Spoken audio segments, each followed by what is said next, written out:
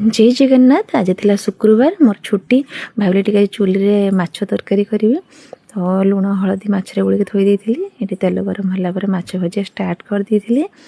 तो काहाको फुलकोबी आलू रे माछ पकई तरकारी भल लागे कमेंट रे कहिबे। आज मते सेईटा बनैबार थिला तो एटी मोर माछ हेई आसलाणी उल्टै देइथिली।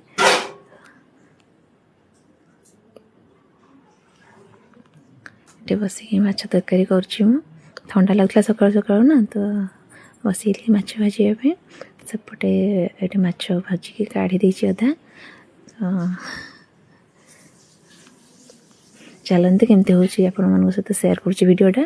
तो ये कोबी और आलू भाजिकी रखी तेल ये पकईला तेल गरम होगा से चीनी पकई कलरिंग तापर ये पिज और तेजपत्र पकईकी भाजी देती।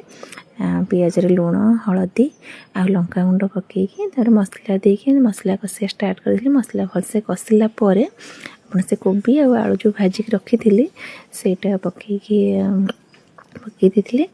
तो मसला है बड़े टमाटो टी पकई थी। तो ये मसला कषा चलची चुली रे। चुली रोसईटा टी टेस्ट लगे ना तो आज टाइम भी थिला मो हाथ रे भाविले टी वीडियो करके आपन सहित शेयर करदेबे। ये कोबी और आलू को पकई दी से मसला को भलसे को कषा कषिला टी पानी दे माछ पकई देवा।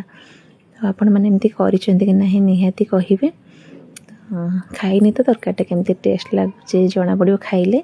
वीडियोटा आपण सहित शेयर करदेली। तो ये फुटी जाइथिला मोर तरकारी फुटला से माछ भजा गुड़ा पकई देती। तो होगला मोर माछ कोबी आलू माछ तरकारी। तो वीडियोटी केमती लगे कमेंट निश्चय कहिबे। तो रहिले जय जगन्नाथ। ये गरम मसला टी पकईदेवा। तो होगला मोर तरकारी कंप्लीट। टाटा।